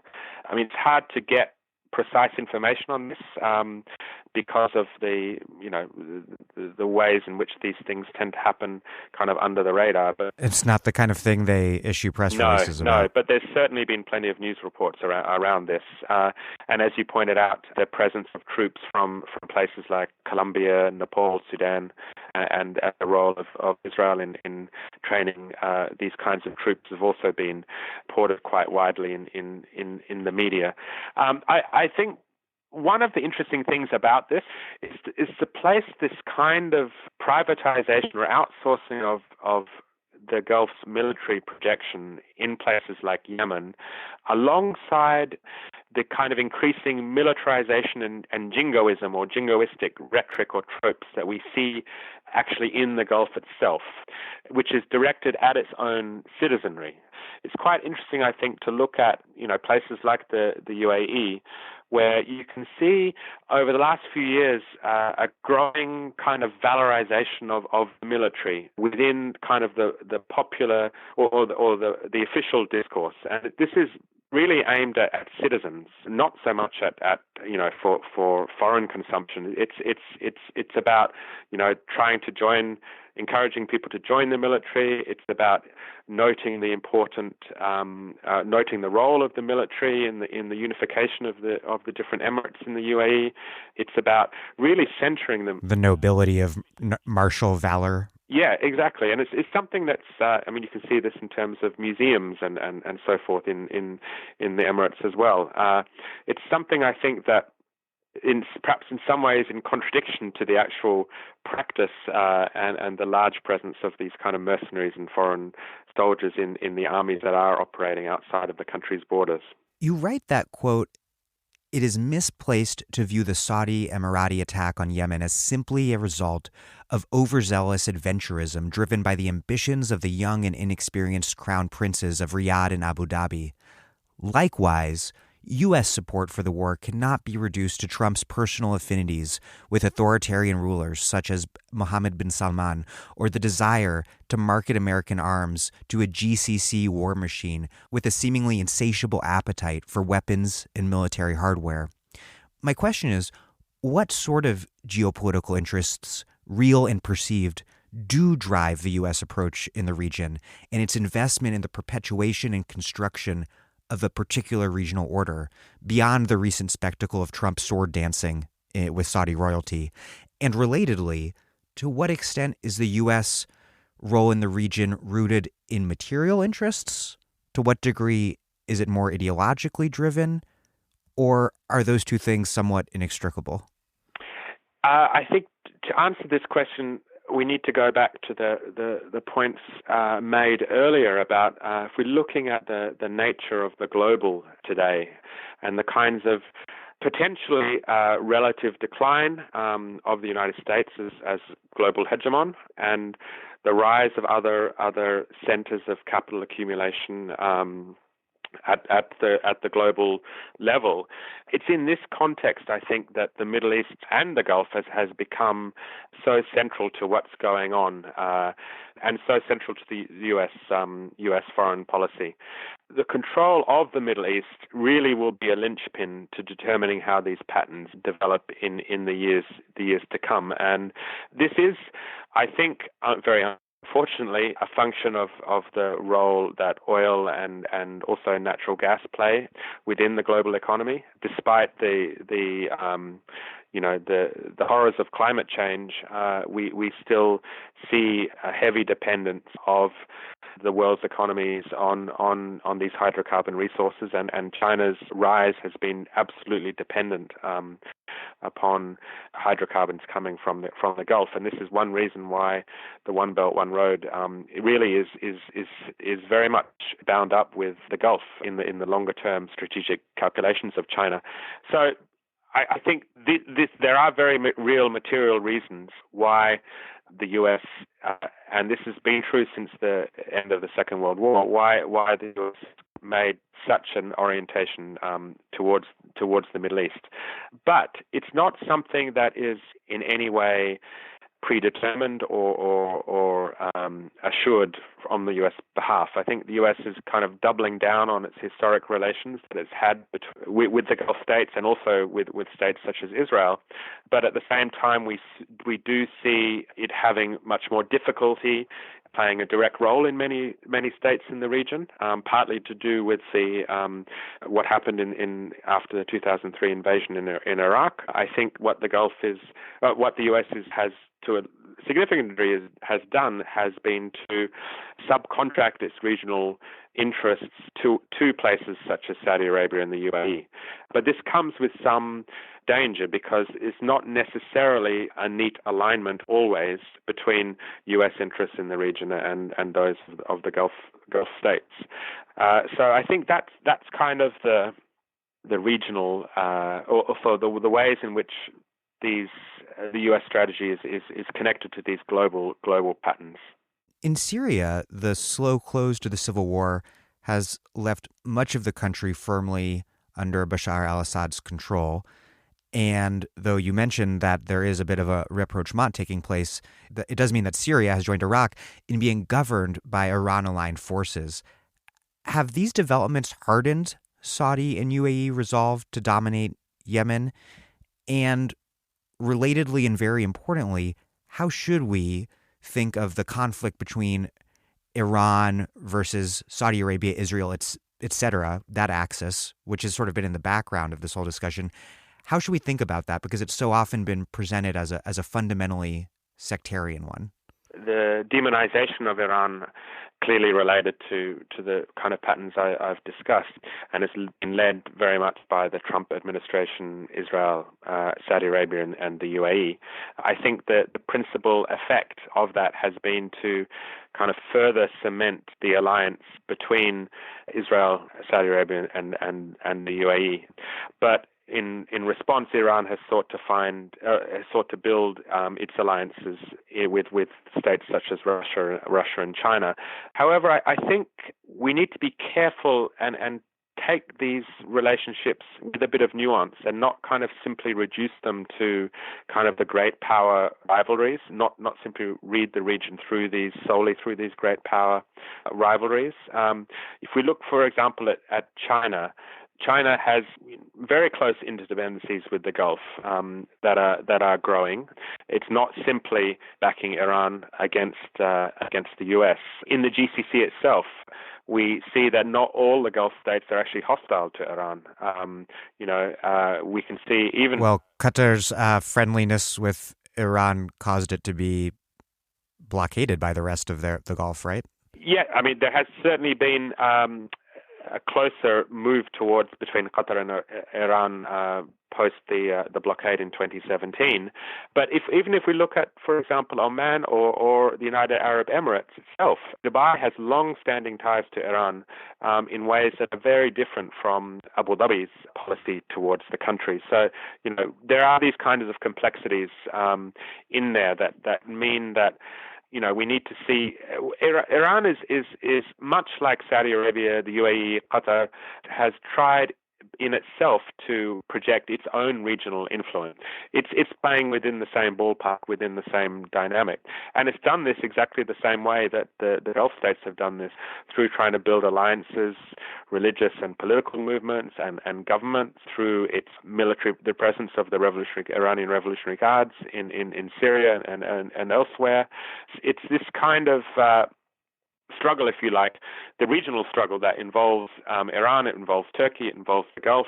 All of these powers are trying to position themselves in the wake of 2011. But I think it's very important that we shouldn't once again exceptionalize Iran, and we certainly shouldn't hold it up as being some kind of anti-imperialist beacon. I think it's clear Iran is very much a capitalist country, and it has its own massive disparities of wealth and power, and we can see this reflected in popular protests and popular mobilizations in Iran over the last few years. One thing we haven't talked about yet is Israel is more aligned than ever with the Gulf powers in Egypt against Iran. And of course, all of them, either explicitly or implicitly, aligned against the Palestinians. What are the origins of this alliance and the origins of it becoming so much more unapologetically public in recent years? And what are the impacts and implications of that for the Palestinian struggle? And what does it reveal about the diminishing role of a long-standing, domestically instrumentalized Palestine solidarity in the politics of autocratic Arab regimes? Yes, you're absolutely correct. I think it's very evident that there's been an increasingly open alliance between Israel and the Gulf states. I mean, this is not new, but the fact that it's become so brazen and so public in the last few years has really, I think, been quite striking. We can see it in the open visits that have taken place of retired Saudi generals to Israel, meeting with military officials. We've seen Netanyahu visit the Gulf. We've seen increasing commercial and military ties openly spoken about between Israel and the Gulf, particularly, and this is very important, I think, the ways in which Israeli surveillance and electronic security companies have been taken on by some of the Gulf states as well. I think this is very important, this kind of technological edge.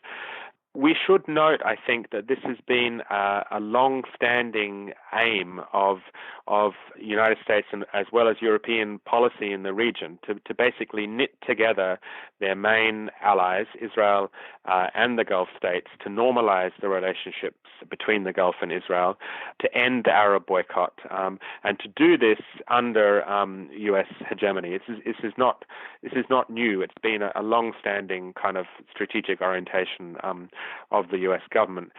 In fact, this, I think, it was the primary goal of the Oslo Accords in the 1990s to achieve this. I mean, we saw all of the talk about the so-called new economic peace, the new Middle East, were all based around this idea of ending Israel's isolation in the region and building so-called normal economic ties with places such as the Gulf.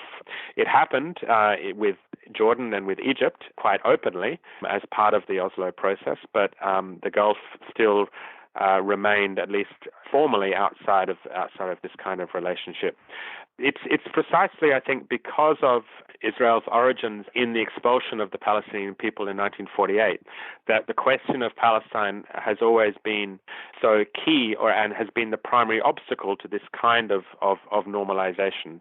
And that's exactly what Oslo was designed to do.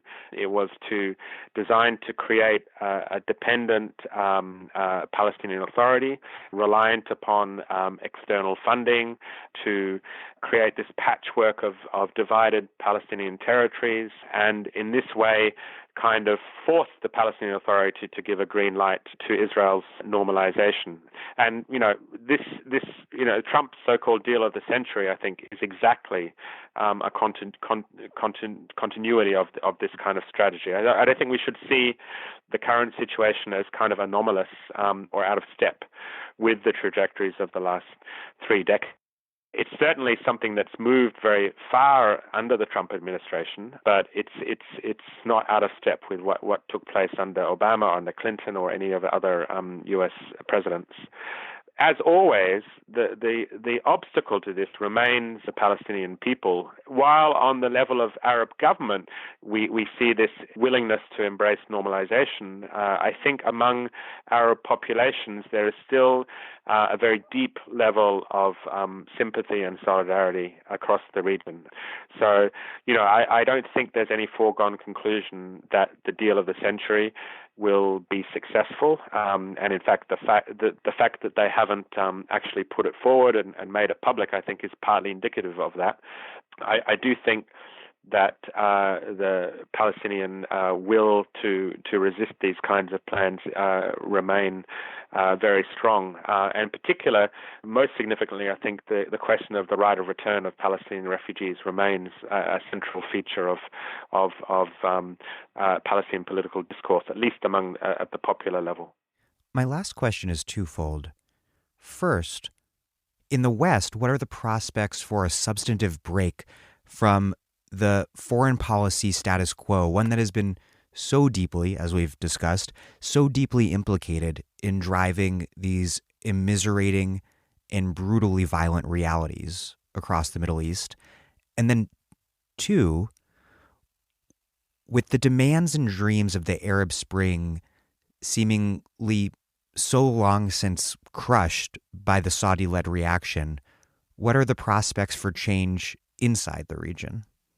In answer to the first part of the question around the prospects for a change or a break from the kind of direction of U.S. and other kind of Western-led policies, I think the key to this is actually not to be found in the leaderships of the United States or any Western states. It will depend very heavily on political and social mobilization in the U.S. and elsewhere that puts forward a different kind of politics. As we've seen globally, there's increasing dissatisfaction with the ways that with the Trump regime and other Western governments and their policies in the region. We saw massive mobilizations at the time of the Iraq 2003 war. We are seeing, I think, I hope, an increasing number of voices raised against the war in Yemen. But I think that the real hope for change lies in popular mobilization, popular power, and a new kind of politics, independent politics that can challenge both the Trump and Democratic Party policies in the United States towards the region and more broadly towards within the U.S. itself. In terms of the second part of your question about what's the kind of future trajectories, I think a lot of this is going to depend in the region, will depend upon what happens at the end once we see the cessation of hostilities in places like Syria, Libya, and Yemen. This is literally the $100 billion question, I think, around reconstruction and the ways that reconstruction fit into the patterns of conflict and war that have preceded it. Clausewitz once said that war is the continuation of politics by other means. And I think perhaps we could rephrase this to say that reconstruction, or this phase of reconstruction, is the continuation of war by other means. Because I think whoever is able to control the reconstruction, both in terms of its funding and financing, as well as the actual contract and the sectors that are highlighted, will have a very significant say over the political direction of the region. We saw this, in Lebanon after the Lebanese civil war. So I think what we are seeing, and this is partly related to the rapprochement between the Gulf and the Assad regime in Syria that I spoke about earlier, is the Gulf's attempt to become, at least at the regional level, the dominant player within these reconstruction schemes that are coming forward. They're trying to position themselves in this way. If you look at, for example, the largest kind of construction firms, infrastructure firms regionally, These are mostly Gulf owned. If you look at the financial system across the region, you'll find that Gulf banks are dominant across many countries in the region. If you look at logistics, if you look at infrastructure networks, particularly maritime ports, again, the Gulf plays a really significant role. And all of these things that I've just spoken about, the construction, the financing, the infrastructure, the logistics, these really are the key sectors in terms of what's going to happen within this reconstruction phase. Also, if you look at the development funds and financing of reconstruction, the large regional development funds such as the Islamic Development Bank, the Abu Dhabi Development Fund or Fund for Development, and other Gulf-based, these are all Gulf-based firms or funders. So I think to a large degree the Gulf sees itself as being well positioned in this, but of course a lot will depend upon what are the political arrangements that follow these wars themselves. So in the case of Syria, it's very clear that the Assad regime remains in place, then Iran, Russia, potentially China will play quite a significant role in shaping the direction of reconstruction. But I think in the case of Yemen, we have this kind of perverse outcome where the Gulf has been centrally involved in destroying the country and will be centrally involved in rebuilding it in the period following the conflict. Well, Adam Hanieh, thank you very much. Thank you. It's been a great pleasure.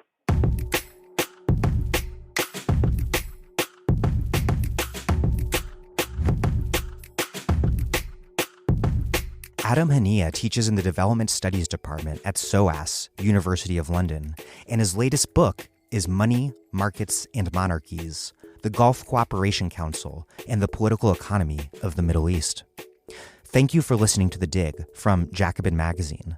As Marx once said, after remarking that capital comes dripping from head to foot, from every pore, with blood and dirt.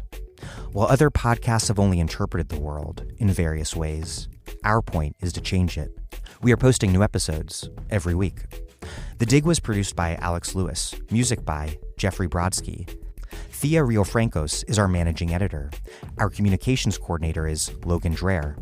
Follow us on Twitter at The Dig Radio, and please find us wherever you get your podcasts and subscribe. If it's on iTunes, you can also leave us a glowing review. Those reviews help introduce us to new listeners. So does spreading the word to your friends. Please make propaganda for us. And last but not least, do find us at patreon.com/thedig and make a monthly contribution to help keep this operation going strong. Even a few bucks a month is a big help.